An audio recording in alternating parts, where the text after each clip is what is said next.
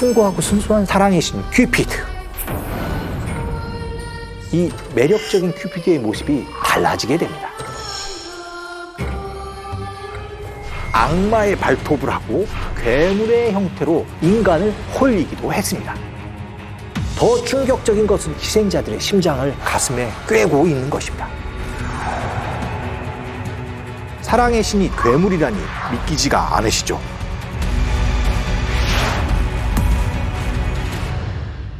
안녕하세요. 한국예술종합학교 교수 미술사학자 양정무입니다.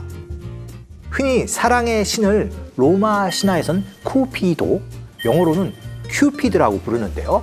여러분이 상상하는 사랑의 신 큐피드는 어떤 모습인가요? 아마 많은 분들이 날개가 달린 귀여운 아이의 모습을 떠올릴 것 같습니다. 어떤 분들은 늠름하고 잘생긴 청년의 얼굴이 생각나실 텐데요. 대부분 큐피드가 이렇게 매력적인 신의 모습일 거라고 생각하지만 한때는 악마의 발톱을 하고 앞못 보는 괴물의 형태로 인간을 홀리기도 했습니다. 사랑의 신이 괴물이라니 믿기지가 않으시죠?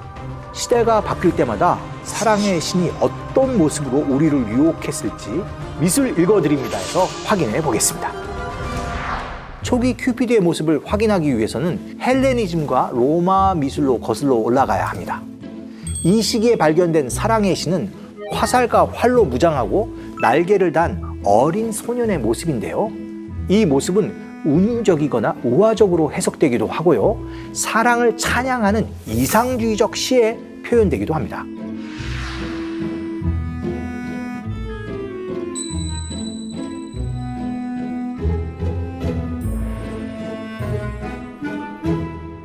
그리고 시간이 흘러서 사랑의 신은 성장을 하는데요. 더 이상 어린아이가 아닌 귀족적이고 잘생긴 청년으로 표현되죠. 이 모습을 가장 근사하게 나타낸 작품 중 하나가 바로 안토니오 카노바의 큐피드의 키스로 환생한 푸시케입니다. 이 조각이 표현한 그리스 신화 속 큐피드와 푸시케의 이야기가 참 재미있어요. 짧게 들려드릴게요.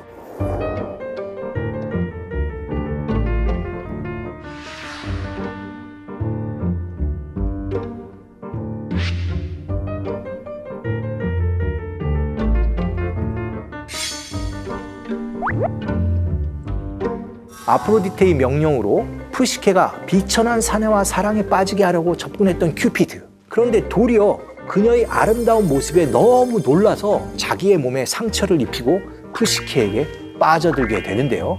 이후 큐피드는 그녀에게 자신의 얼굴을 보지 않겠다는 약속을 받아내고 그녀의 남편이 됩니다.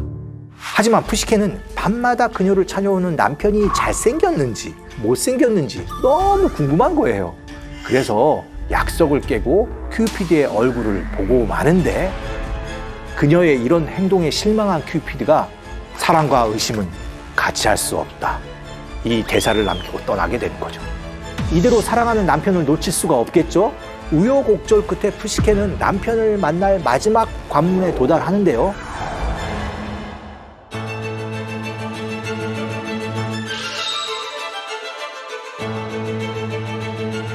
그런데 또 호기심이 발동해서 결국 절대 열지 말라는 상자를 열어서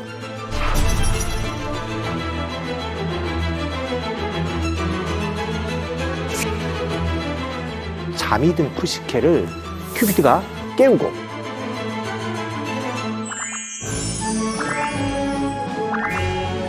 결국 둘의 사랑은 다시 이어지게 됩니다.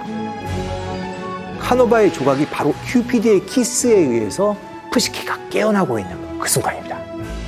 두 사람이 숭고하고 순수한 사랑의 모습이 담긴 작품이라고 할 수 있겠습니다.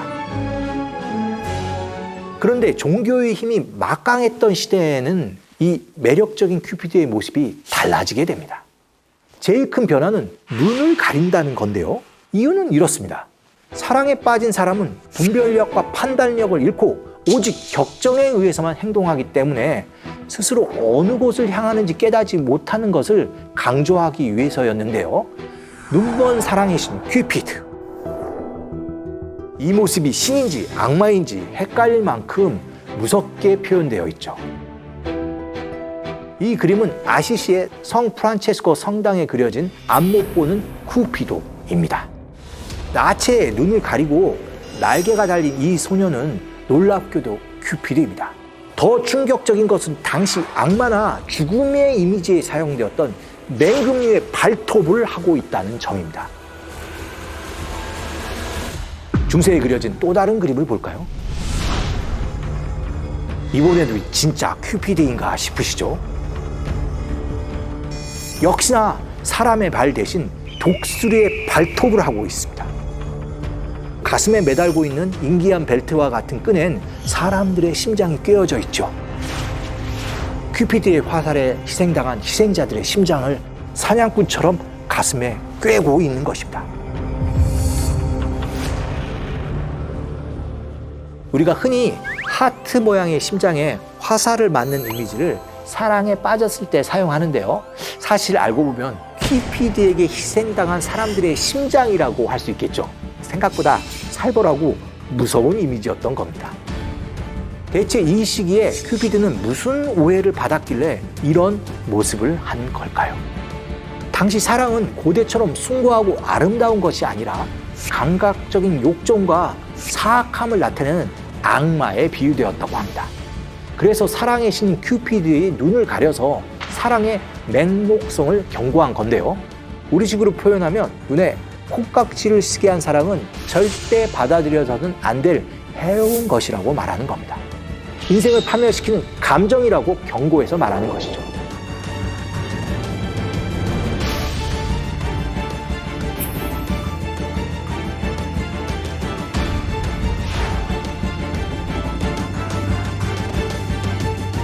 이렇게 큐피드는 부정한 유욕을 의인화하는 존재로 악마의 형상을 띠게 됩니다.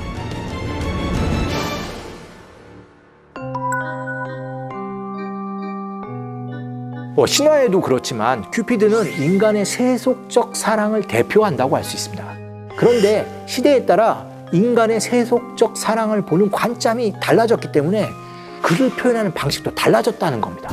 중세 기독교 세계관에서는 육체적 사랑은 위험하고 거부되어야만 했고요. 이때 큐피드는 악마의 모습으로 등장할 수 있게 된 겁니다. 르네상스 이후부터는 점차 인간적인 사랑에 대한 이해도가 높여지고 그때부터는 큐피드의 모습이 점차 인간적이고 아름다워지지만 이때도 여전히 눈을 가린 앞못 보는 큐피드가 계속됩니다. 사랑이 숭고한 감정으로 인식됐을 때는 아름다운 모습으로 드러내고 사랑이 인생을 파멸시키는 맹목적인 감정으로 받아들여졌을 때는 눈을 가린 앞못 보는 큐피드의 모습으로 표현되었는데요. 이런 식으로 시대가 인정하는 시대가 받아들이는 사랑의 개념을 큐피드를 통해서 표현했던 겁니다. 순수하고 숭고한 사랑이냐, 감각적이고 저속한 사랑이냐. 중세 사람들이 이런 고민을 하며 머리 아프게 싸우고 있을 때 사랑의 신 큐피드는 스스로 눈가리개를 벗어버립니다. 이 모습을 가장 드라마틱하게 묘사한 작품이 있는데요. 작은 큐피드가 손으로 직접 눈가리개를 떼어내고 앞을 보는 사랑의 신으로 변신하고 있죠. 앞을 보지 못한다는 것은 무지나 지적 결함을 상징하는데요. 이 모든 것들로부터 벗어나서 이성을 가지고 자신을 컨트롤할 수 있다는 신념의 사랑도 있다는 것을 큐피드가 스스로 세상에 알리고 있습니다. 시대마다 다른 모습으로 표현되어 온 큐피드. 그렇다면 19세기부터 어떻게 표현되었을까 궁금하지 않으세요? 이것은 제가 좋아하는 세잔의 큐피드입니다. 큐피드상 발밑에는 사과가 보이고요. 그 옆에는 양파도 있네요. 제가 가수 은지원 씨와 이 그림을 가지고 방송을 한 적이 있는데요. 은지원 씨가 이 그림을 보고 사랑에 눈이 멀면 양파도 사과처럼 달다라고 말했습니다. 뭔가를 제대로 깨달으면 양파인 걸 아는 거지. 듣고 보니 그 말도 맞는 것 같네요. 양파처럼 쓰거나 사과처럼 달다는 것을 알면서도 맹목적으로 달려드는 것, 이것이 사랑 아닐까요? 다시 세잔의 그림을 한번 보시죠. 그의 다른 그림에 비해 대각선 구도가 강조되었고요. 비스듬한 각도가 이어지면서 좀 위태위태해 보입니다. 큐피드의 모습도 각도가 좀 비틀려져 있죠. 세잔의 작업실은 지금도 전해지고 있는데요. 그 작업실에 가보면 아직도 이 큐피드의 조각상이 있습니다. 그 조각상의 모습을 보게 되면 세잔은 그림 속에서 각도를 정말 위험할 정도로 뒤틀고 있다는 것을 확인할 수 있는데요. 이런 해석으로 보면 이 그림은 사랑의 양가적 감정, 달콤함과 씀, 그 감정과 함께 사랑의 변화무쌍함과 위험함을 경고하는 것이 아닐까, 이렇게 해석해 볼 수도 있을 것 같습니다. 뭉크가 그린 큐피드와 푸시케, 이 작품이 떠오르는데요. 이 그림을 보면 사랑은 아름다운 것은 아니다, 이렇게 말하고 있는 것 같습니다. 자세히 한번 보시면 누드의 남녀가 서로 마주보고 있는데 너무 슬퍼 보이네요. 특히 여자의 눈을 보시게 되면 피눈물을 흘리고 있는데요. 어떤 순간일까요? 보지 말아야 될 큐피드의 진짜 모습을 보고 벌을 받게 되는 푸시케의 모습은 아닐까요? 자세히 보시면 붓터치도 신경질적이죠. 하나하나 갈라져 있고 수직적으로 내려오는 그 선도 깔끔하진 않습니다. 전체적으로는 로맨틱한 사랑이라기보다는 우울한 사랑, 고통스러운 사랑을 그리고 있다는 것으로 해석할 수 있죠. 우리는 이런 그림을 통해서 사랑에 대한 좀 더 색다른 관점으로 이야기할 수 있는데요. 여러분이 생각하는 큐피드는 어떤 모습일까요? 좀 더 밝고 행복한 사랑을 꿈꾸신다면 카노바의 세계로 되돌아가야 하겠지만 우리의 삶은 과거로만 설명될 수는 없을 겁니다. 결국 우리 시대는 우리 시대의 큐피드를 새롭게 찾아야 할 것입니다. 오늘 살펴본 큐피드의 모든 이미지들은 사실 연결되어 있다고 할 수 있습니다. 큐피드라는 이미지가 시대에 따라 형태적으로 어떻게 바뀌는지를 연구하는 것을 양식사라고 한다면, 이미지 속에 담긴 의미에 초점을 맞춘 것을 도상학이라고 하는데요. 도상학, 조금 낯선 학문이죠. 우리는 지금 큐피드라는 이미지가 당시의 문헌과 사고 철학에 의해서 어떻게 바뀌는지를 살펴봤는데요. 이러한 것을 추적하고 연구하는 미술사학적 학문이 바로 도상학인데요.